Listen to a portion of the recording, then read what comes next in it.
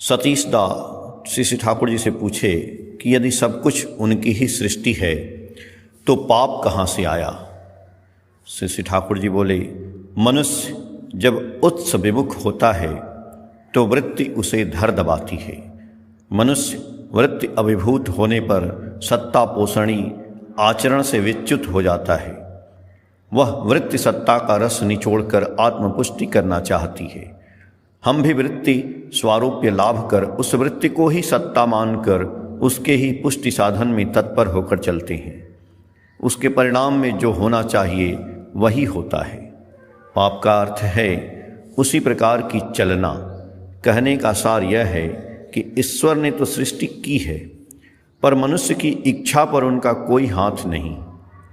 वे जिस प्रकार स्वयं स्वराट स्वाधीन हैं, उसी प्रकार हर व्यक्ति को ही उन्होंने स्वराट और स्वाधीन बना दिया है। उन्होंने किसी को कम नहीं दिया है, प्रत्येक को अपनी तरह पूर्ण रूप से दिल खोलकर सब कुछ दिया है। तभी स्वेच्छा से उनकी दी हुई उस संपदा को कोई व्यक्ति जिस किसी दिशा में ही नियोजित कर सकता है। उसके द्वारा वह तन्मुखी आचरण से चल सकता है और उन्हें अस्वीकार कर उनसे पीठ फेर कर अपने खाम ख्याल और भोग की लालसा में उन्मत्त होकर उनके पीछे दौड़ पाता है। दुनिया की ओर यदि हम दृष्टि डालें तो इस बात को स्पष्ट रूप से समझ सकेंगे। पिता से पैदा लेकर पिता की बात में नहीं रहने की स्वाधीनता लड़के में है। ऐसी स्वाधीनता रहने पर भी जो उस सुयोग को ग्रहण न कर सत अभिदीपना ले पिता की बात को मानकर चलता है, ऐसा लड़का ही उन्नति करता है। मानव जाति की उन्नति या शांति के समय भी वही बात लागू होती है। जितना वह उच्चमुखी होगी उतना ही कल्याण का अधिकारी होगी। बहुतों का कहना है ईश्वर ने मनुष्य को ईश्वर के विरुद्ध आचरण कर चलने की स्वतंत्रता क्यों दी, इसीलिए तो इतना दुख कष्ट होता है। किंतु इस बात का उत्तर है जबरदस्ती प्रीत नहीं होती है। यदि होती भी तो उसका उपभोग नहीं किया जा सकता है। मनुष्य में अनियंत्रित प्रवृत्ति चलन की संभाव्यता रहने पर भी जब वह उसकी उपेक्षा करता है, स्वेच्छा से अनुराग निबद्ध होकर वृत्ति प्रवृत्ति को सुनियंत्रित कर इष्टमुखी तथा ईश्वरमुखी होकर चलता है, तभी वह अनुराग दोनों के लिए उपभोग्य हो उठता है। ऐसे स्थल में ही लीला रस का आस्वादन संभव है।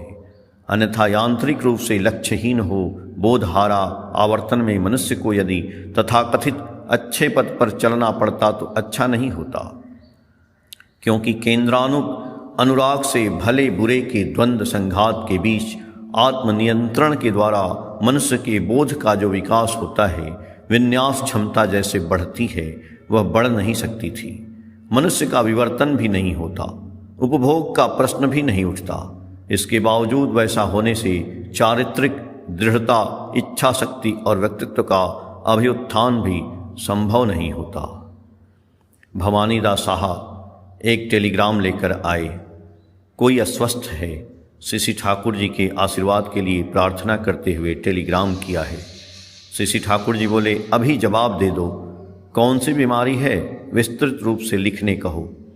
प्रफुल्लदा बोले, आरंभ में भगवान तो अकेले थे, सृष्टि उन्होंने कैसे की। श्री ठाकुर जी बोले, उनमें वृत्ति थी।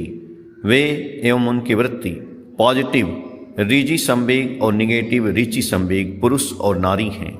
इन दोनों के आकर्षण विकर्षण और आवेग दीप्त सहयोग और सम्मेलन के द्वारा उनमें सृष्टि गुणित होने लगी। आकर्षण विकर्षण दोनों है, इसीलिए पॉजिटिव रीजी संवेग और निगेटिव रीची संवेग दोनों उनमें है। एक दूसरे को आकर्षित करने पर भी अपनी सत्ता और स्वतंत्रता को विलुप्त नहीं कर सकता है।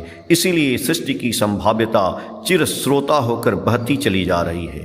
पॉजिटिव रीजी संवेग जहाँ जिस रूप में विद्यमान है, उसके काउंटर पार्ट विपरीत अंश के रूप में तदनुपातिक निगेटिव रीची संवेग रह गया है। इन दोनों की क्रिया प्रतिक्रिया के माध्यम से सृष्टि लीलायित हो उठी है। इसीलिए हम लोगों के शास्त्र में भी मनोवृत्त्यानुसारिणी स्त्री की बात कही गई है। स्त्री जैसे स्वामी की वृत्ति अर्थात उस पुरुष का प्रकृत अंश है एवं स्वामी मानो स्त्री का स्व अर्थात अस्तित्व है। ऐसा सात्विक मिलन जहाँ है वहाँ उद्वर्धन और सुप्रजनन दोनों ही सार्थक हो उठते हैं।